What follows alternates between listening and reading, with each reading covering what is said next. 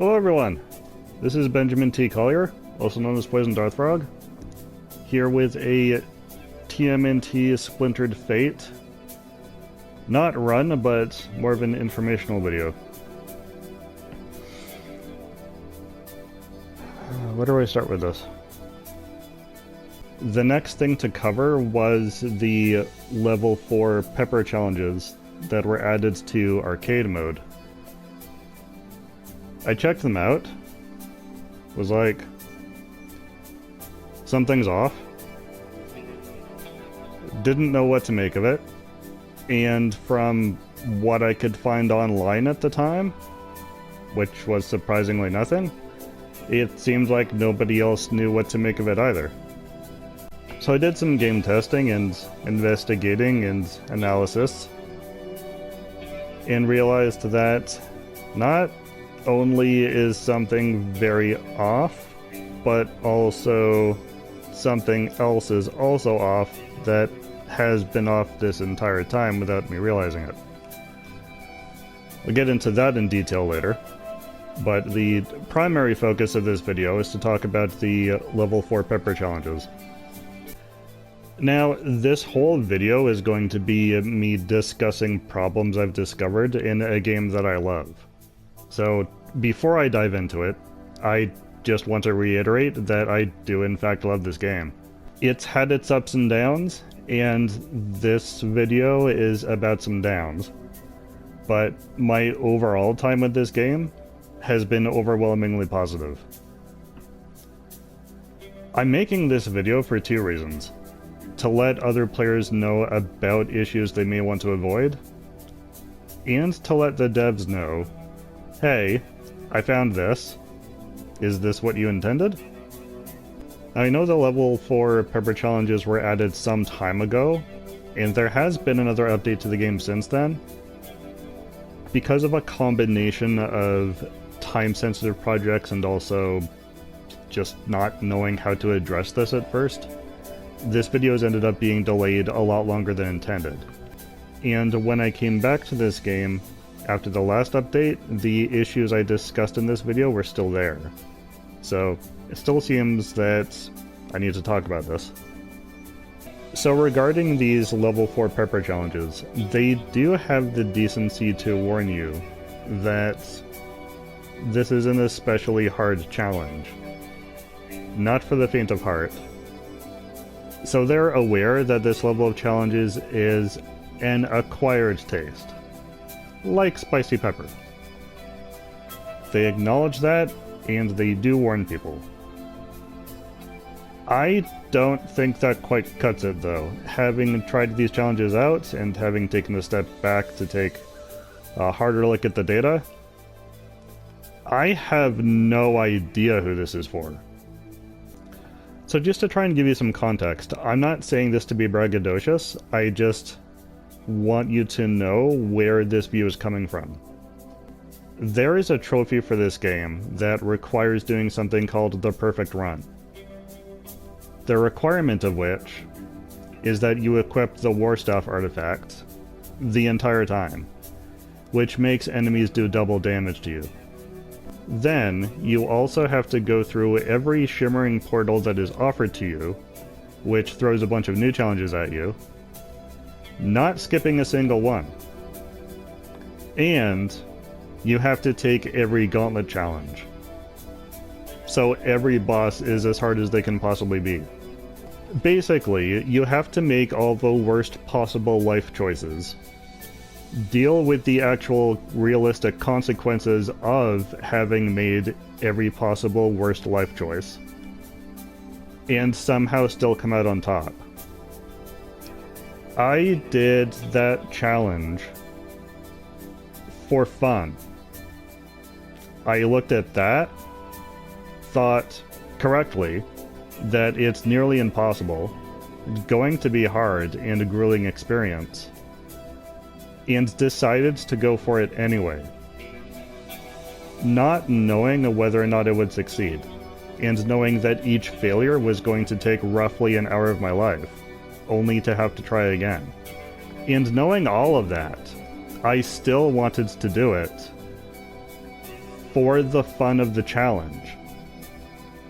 Because this is a fun game. And even really challenging stuff still tends to be fun, even with failing over and over. Because there's a particular feel to it, I feel like I'm learning something each time. It doesn't feel like that much of a waste of time really. And at the end of it, if I can pull it off, there's a tremendous sense of achievement and reward at the end. Here's why I bring that up. I just want you to know what kind of player I am and what I am willing to put myself through, so that you have that as a context and point of reference when I tell you the level 4 pepper challenge is unreasonably hard. The same person who looked at the perfect run challenge and said, I want to do that, is looking at the level 4 pepper challenge and saying no. Not for me, not fun, not exciting, not fulfilling, just a waste of time.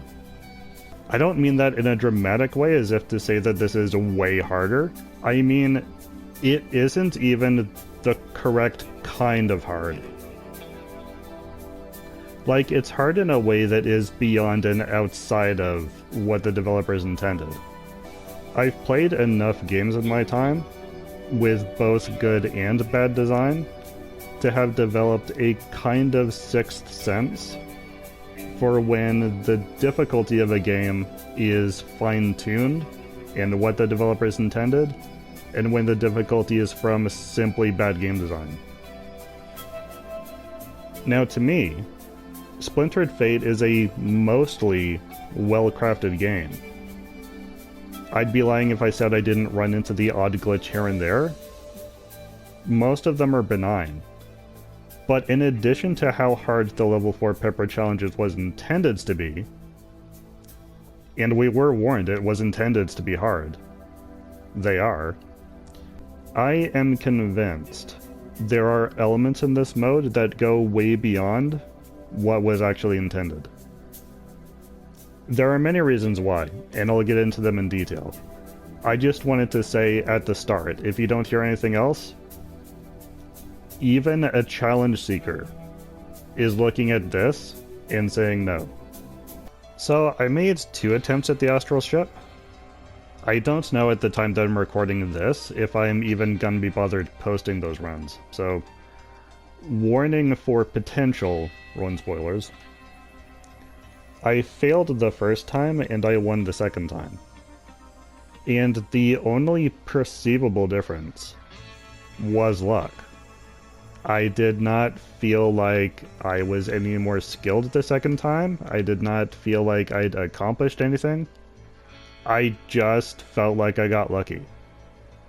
In the same way that I didn't feel like I failed the first time, just got unlucky. Plus bad balancing and design. And when I somehow completed the Streets one, after several failed attempts, and only playing more for the sake of gathering footage for this video, like I wasn't expecting to get all the way through it, it caught me by surprise, because I wasn't playing any better. I just happened to get the right kind of items in the shop. And the bosses were more cooperative. More on that later. If anything, I felt more annoyed than accomplished because I didn't feel like I'd done anything to earn it. I only felt like I got lucky. Especially with not being able to use artifacts, and I have no idea why that's a thing in arcade mode. I see no reason for that to be a thing, but it is. And it means that you can't plan out your build like you can in the main campaign. You're completely at the whims of what the shop decides to offer you.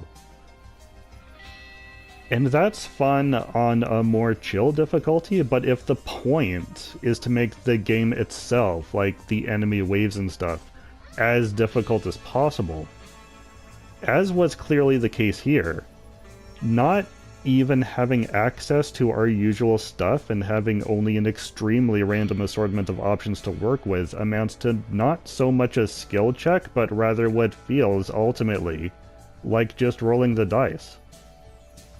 And you can get far into a run before realizing that you were ultimately doomed from the beginning. And so each roll of the dice takes an hour, just to find out whether or not you need to roll again. And again, I basically did that with the Perfect Run challenge, but I still did that and found it a fun challenge and worth doing, even when I failed, because I felt like I was learning something each time. I felt like I was improving, understanding my mistakes, and carrying that forward into the next run attempt. Here, though, I don't feel like I'm learning anything. I read and understand the special conditions for each challenge. I already know what works. I already know what I need.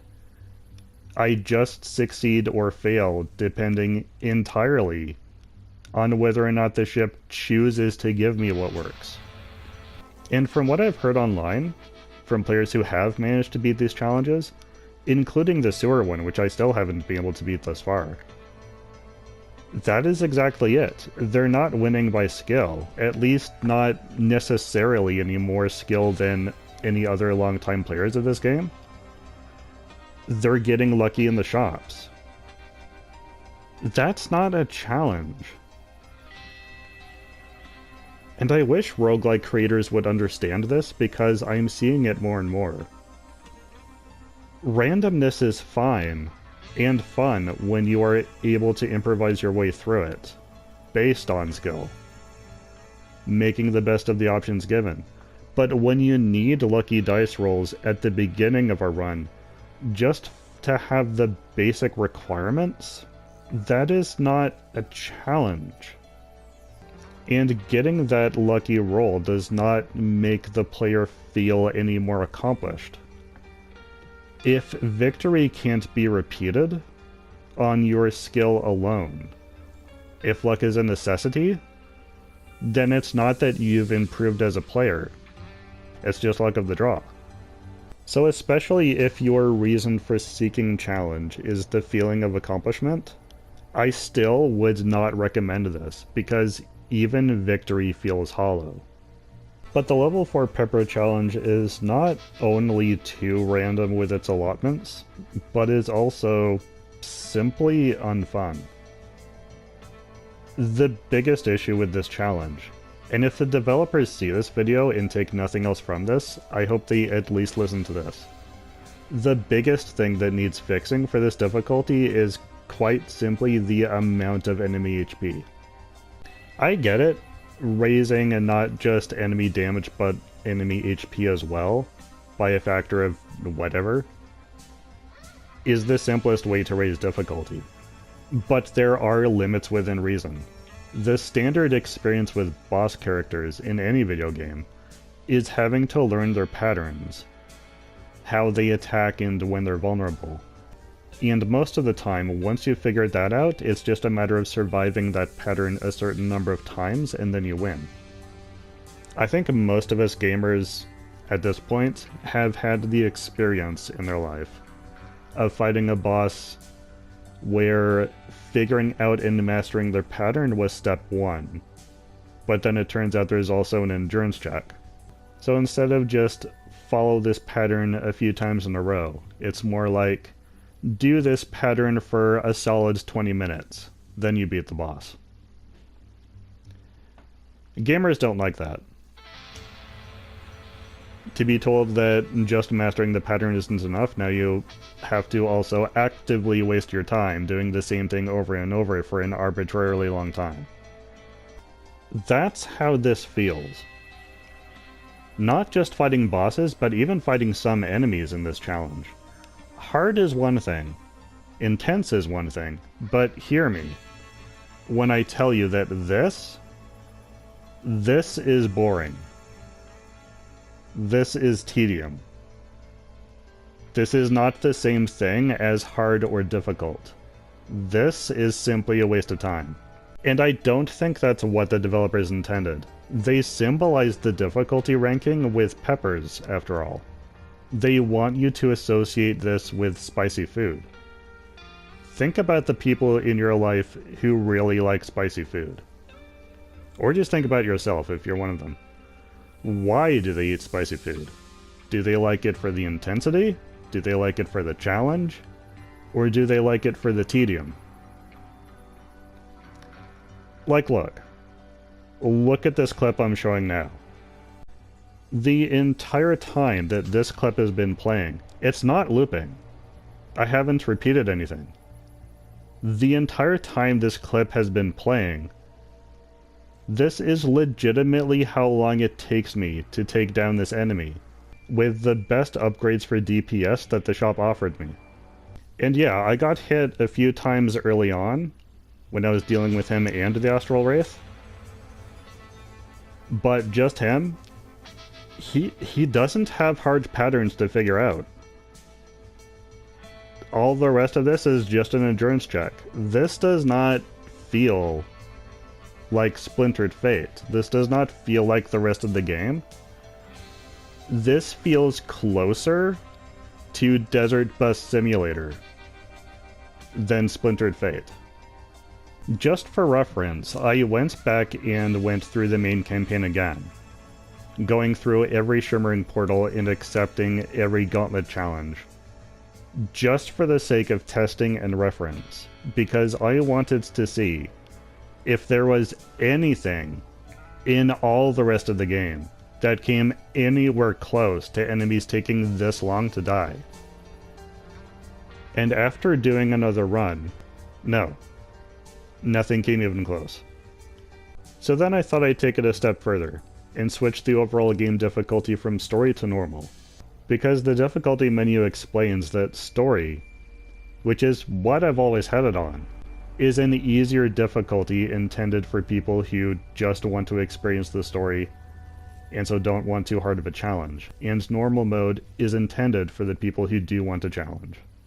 So I did an all Shimmering Portals and all Gauntlet challenges run on normal difficulty, to see if that got anywhere close to the ridiculousness of the level 4 Pepper challenge. And as I'm doing that, a slow and awkward realization crept in. This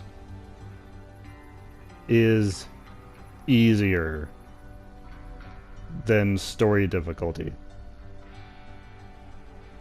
And that is the other thing that I wanted to talk about, that I mentioned at the start of this video. I did a lot of testing on both difficulties, just to be sure, and I am now convinced the two difficulties on the difficulty menu are incorrectly labeled. The programmers got their wires crossed. Normal difficulty is actually easier than story difficulty. I've been playing on a higher difficulty this entire time and not even realizing it.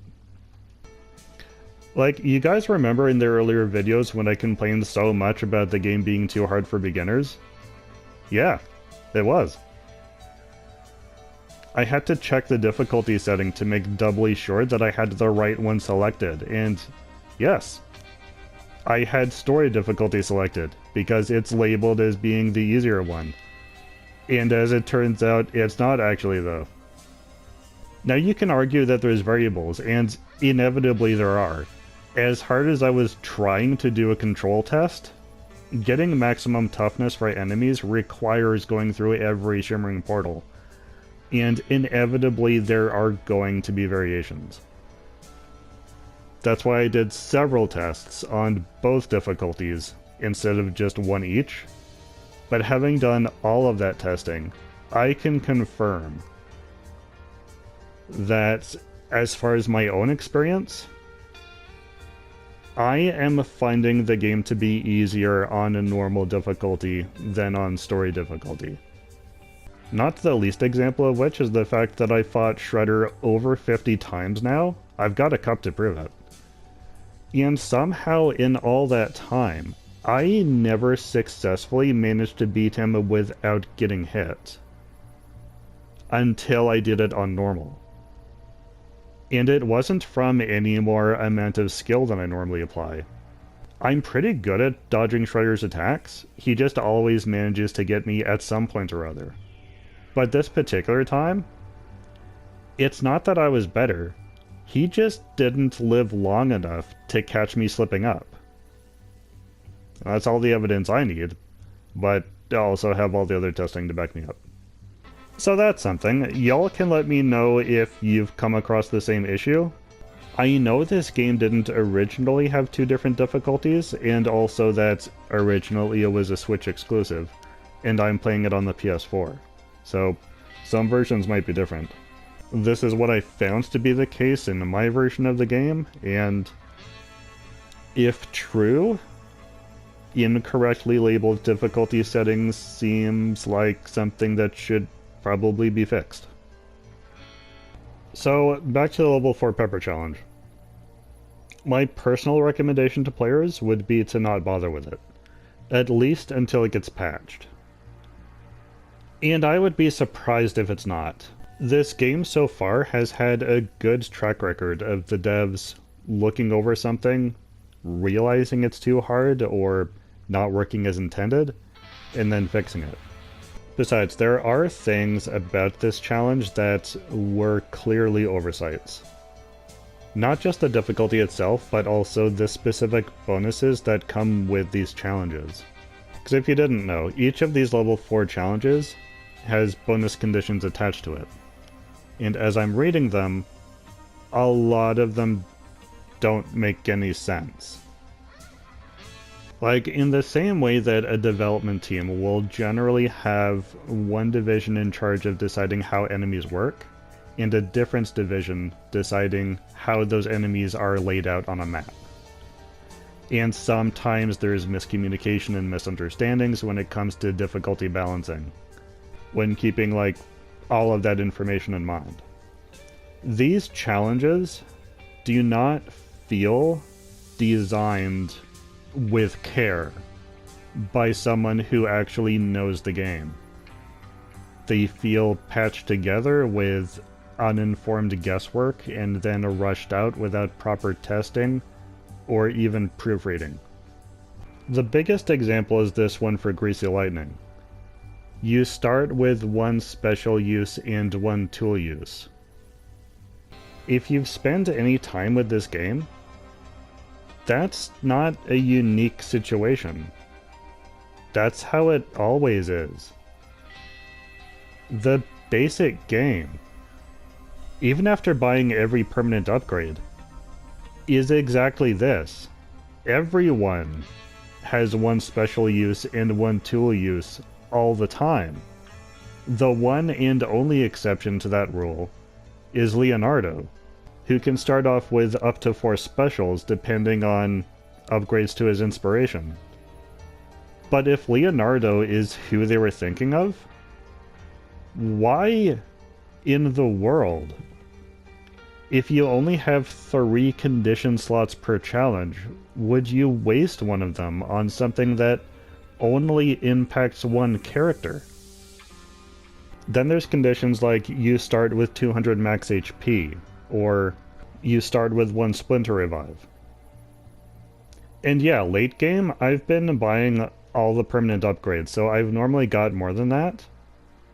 So in that sense, it's a downgrade, but 200 max HP is not a downgrade of all that much. But early game, you'd have a lot less. And maybe you haven't bought the Splinter's Revive yet. Which has me thinking, were these supposed to be bonuses? Were these specific conditions targeting early players for the sake of helping them along? But if so, then why?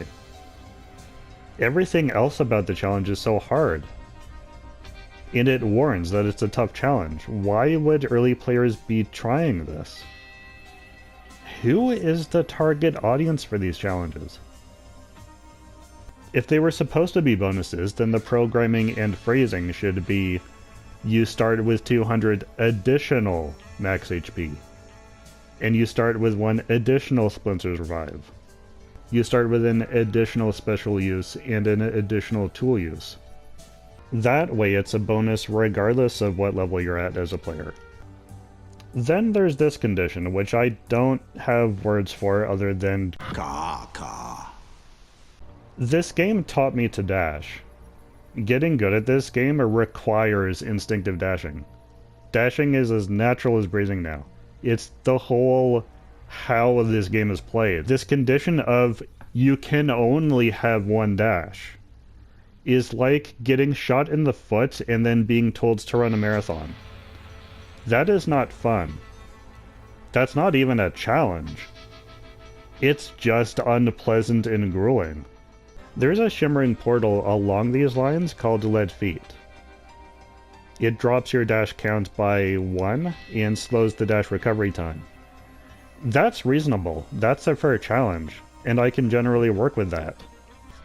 Because it means I've got 2 or 3 dashes left, I just can't abuse it as much. That alone forces me to play more conservatively, and it's fine and a fun challenge. Replace this challenge with that, and it would be fair. Or at the very least, change the programming and phrasing to you start with only 1. Like the conditions for the other challenges. Just so that there's at least hope. You'd still be at the mercy of random shop upgrades, yes? But at least there's hope of having a humane number of dashes. Just side note, so for those who don't know, I'm an author. I have also done some editing work for people, and this, like me noticing this, feels more like the editor side of me than the gamer side of me, being like, that seems weird, is that what you intended? Because usually when I come across like a sentence that doesn't make sense, instead of just fixing it to what I assume they meant, I will ask them, here's what I'm getting out of it, is this what you meant? And I'll ask them before I actually do the edit, because I want to make sure that I have gotten a clear picture of what the writer's intent was. And this is one of those cases where I feel like I'm getting a sense of what was intended, but it's not coming across that way. So maybe we need to do some rephrasing just to clarify things. And the final issue I've got is kind of a two-parter. For one thing, the arenas are sarcastically small. Like, these would be bad enough on standard challenges, but having to somehow avoid damage in such a tiny place, with all the enemy attacks going on, and I have only 1 dash, is absurd. The biggest example of why this doesn't work is the Junkinator. In story mode, the Junkinator has one of the biggest arenas in the entire game. For a reason. He's got this fire attack that just kills crazy quick and takes up half the stage for an extended period of time. That's bad enough on his default stage, but in these tiny arenas they give us for these challenges, I mean, look at this. This is the final battle of Hitting the Streets. I had to fight Shredder and Junkinator at the same time. Now, I'm not upset that I lost here. I know I wasn't going to make it anyway at the rate things were going. But I just want you to imagine, if you would, that this is you, and you've had an actually good run, and a good chance of winning, and then this happens. Look, he did the floor fire attack 3 times in rapid succession, until all I was left with was this tiny corner of the arena, in which to try and dodge all their other attacks. Keep in mind, this is the same challenge where you only get 1 Splinter's Revive. You don't have as much life real estate to work with here, and I just got boxed in by instant death walls. So just for the sake of balancing within reason, I would say either the arenas need to be made bigger, or Junkinator needs to be tweaked so he can't use that attack as frequently, Or, better yet, just remove him from arcade mode entirely. He wasn't in before, and I wondered why, and now I know, and before was better. So if anyone working on the game catches this video, these are the changes that I would suggest. Number one thing I think would shift the feel of this level 4 Pepper Challenge into closer to what you probably intended. Simply drop enemy HP.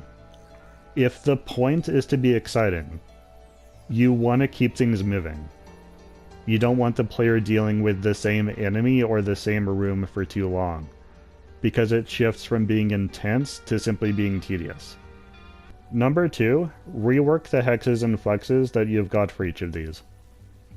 The things that were supposed to be bonuses, have them be additional instead of you start with, if being a bonus was your intent. Number 3, ease up on the dash limiter.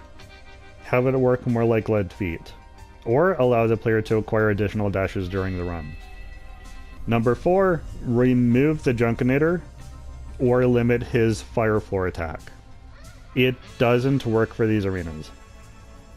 Number 5, bigger arenas, though I recognize that's a lot more work to fix than everything else, so in lieu of that, just adjust the number of enemies accordingly when putting the player on such tiny maps. And bonus suggestion, take a second look at which difficulty is which in the difficulty select screen. Again, it's hard for me to get a perfect control test with so many variables, but after all the experimenting I've done, I am convinced the difficulties are switched. And if so, that seems like a problem. And also does not seem intended. Keeping in mind again, I am on the PS4 version. It might be different for other versions. Alright, I've just spent a long time airing complaints. Please know, I still very much love this game. It is actually up there, near the top of my list for Turtles games, despite the issues I've had. My overall time with this has been mostly pure enjoyment. I know that doesn't sound like it makes sense, but it does to me. I'm only bothering to make this video and make people aware of the issues just because I feel by now like I've gotten a sense of what the developers are like and what they want people to get out of each experience. And I just don't think the current state of the Level 4 Pepper Challenge is up to the standards that they've set for themselves, as far as fun and intense challenges. It's a bad look for the game. It's not reflective of the quality they've put into the game so far. But I do think with their usual amount of care and some rebalancing, they could have a winner here in a future patch. And to players, I would say maybe hold off on trying it until then. So that's all for this video. Thank you so much for watching. I hope you're all staying safe, and I'll see you later.